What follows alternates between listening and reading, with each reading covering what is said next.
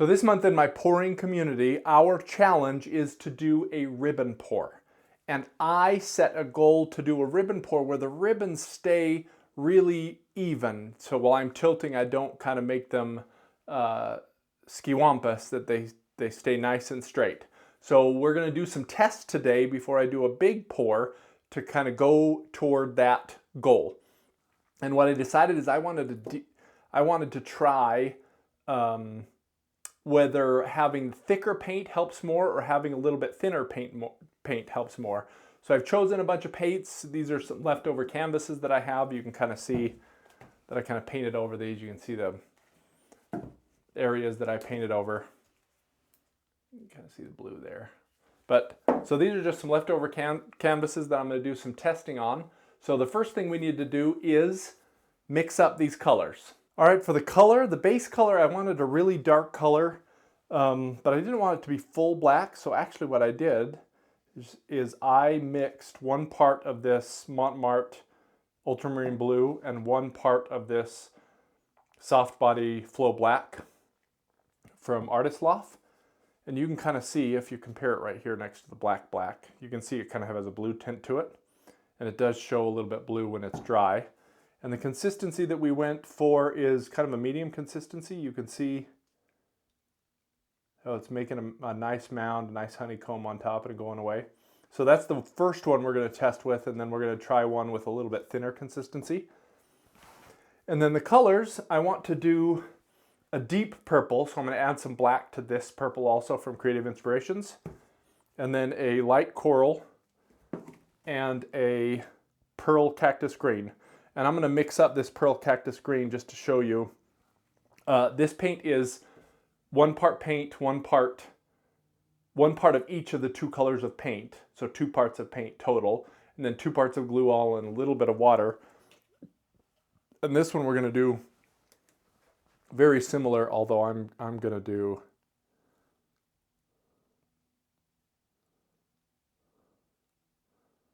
we don't need a lot of these colors. And maybe I'll do 15. Doesn't have to be perfect, but you know, it's just the parts is just going to give you an idea. So I'm going to do 15 grams of that. And then we're going to use our glue all. Again, I'm just using Elmer's glue all.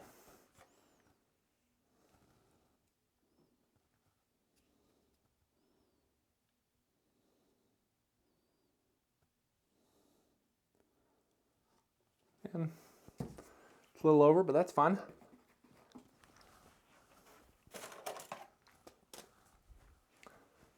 And this mixture is going to be pretty thick. See how thick that is?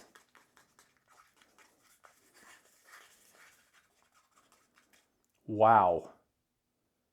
I'm surprised at how that interacted with that paint. Look, it's kind of grainy. So interesting. Then we're just going to add water until it's the right consistency. So water actually thins glue super quickly. So you don't want to add too much water early. I don't think I've seen a paint react like that with glue for a long time. There was a yellow from the craft paints that did that. I actually lit some paint on fire once. I'll link that video in the description above, but that yellow paint was one of the paints that I lit on fire to see if when you mixed paint with alcohol it could be flammable. Oh, that is so interesting.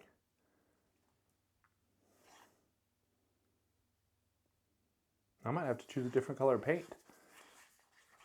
For the sake of experimentation, we're going to try. But again, see, I'm getting a kind of a mound there. That's the consistency we're going to start with. So let me make the other 2 paints up. I will come back and we will try this ribbon pour. And now that you have the colors, we're going to try, I'm going to do this direction. And so the first thing we're going to do is our thicker colors. I did do a proper test just to make sure the paints were all the same consistency. I added some more water to the purple just to make it, and you can see the purple is much deeper than the lake purple straight out of the bottle, because I did add that black like I mentioned. And so we don't need a ton of paint to cover this. So the first thing that we're going to do is this one last stir. I'm going to use half of this paint. And again, like I mentioned before, this is kind of thicker than I'm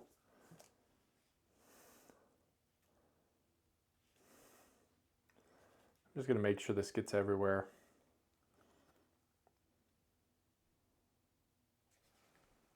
When I'm doing a ribbon pour, especially when I want to try and keep the ribbons, I like having paint already down.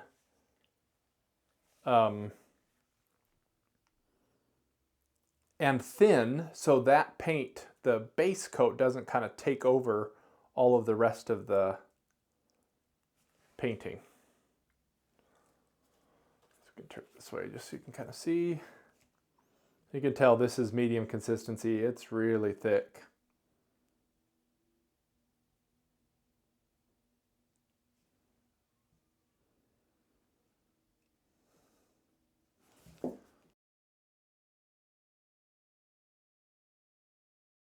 I'm not too concerned about not covering everything, again, because this is a test, but I do want it all there.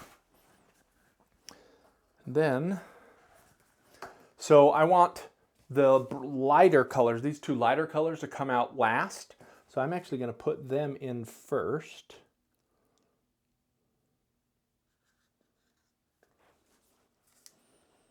I'm going to do 2 layers of each of these. Do a little bit of the purple here. Just right on top. More of this color.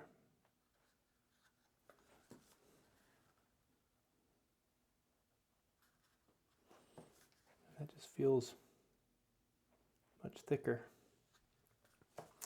And then we'll do the rest purple. Because again, I'm going to be pouring this out first. So for a ribbon pour, again, I don't want everything covered. I just want a section in the middle here of ribbons covered. So, and we're just going to go. And I want to go pretty quickly because I don't want them to be, I don't want them to fatten out. I want a nice thin, so that's about the size that I want it. Now I'm getting those other colors.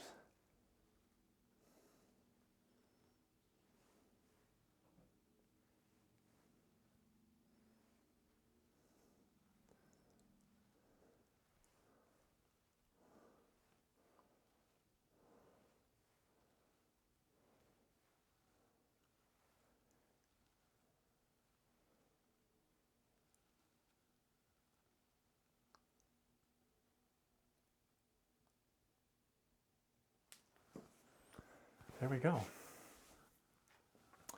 Then, because I kind of want to keep those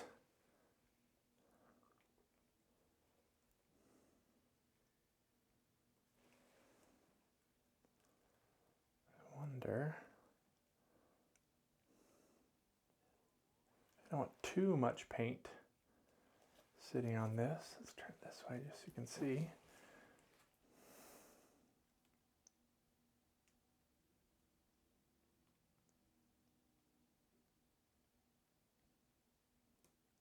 If I leave too much paint, it'll crack, and that's definitely not what we want.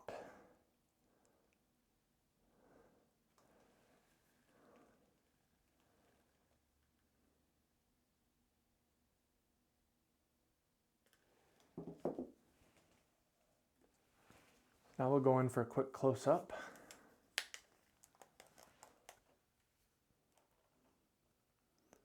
See the kind of blue-black? I'm a little surprised at how much the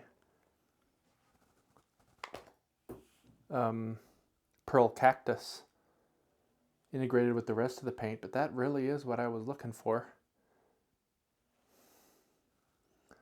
I like how that looks. If I wanted it to be separated more, I would either use thicker paints, or I might also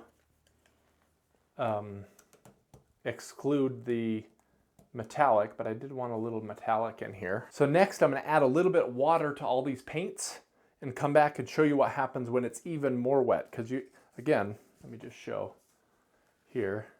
This is pretty thick paint, and I could have done thicker to keep a little bit better lines, but this is pretty thick paint. We're going to thin it down a bit. So now I've done another drip test. Test these out and see how they go. And that purple looks a lot thinner than it actually, or a lot thinner than it actually is. I was surprised at how much water it took to thin it down.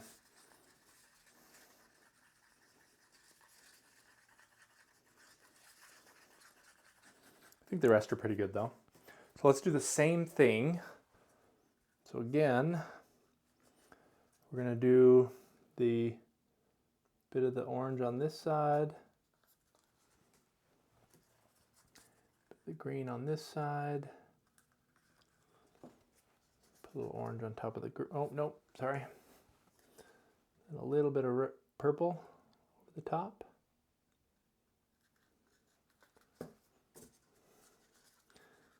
Do orange over here. Let's do a little bit more.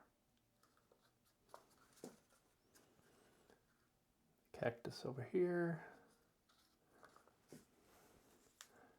Oh, let's not do that color. That would have been the wrong thing.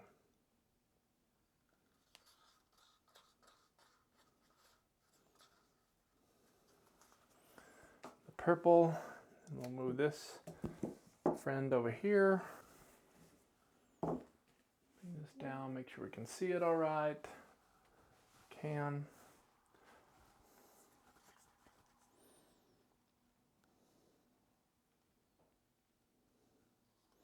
Probably should use more on the last one.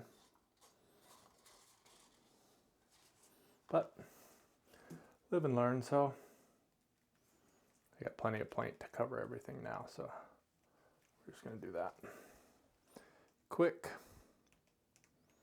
It's crazy how just a little bit of water makes this flow so much better.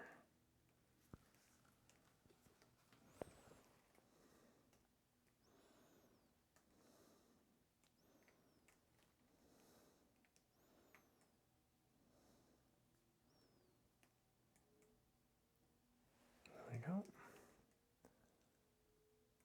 Make sure we get that all centered.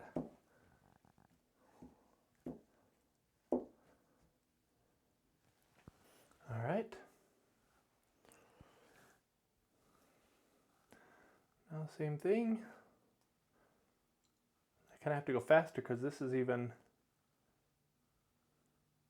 thinner than it was before.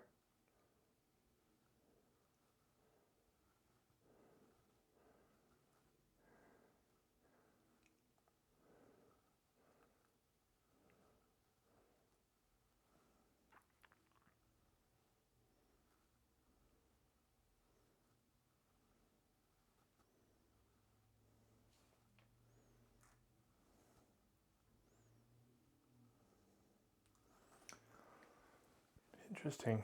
So far they look very similar.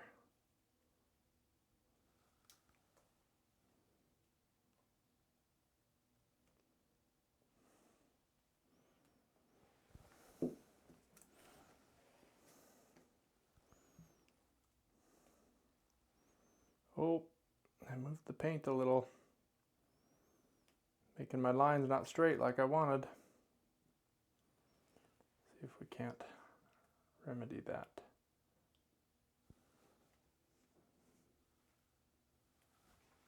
All right, so same thing. Let's go in for a quick close-up.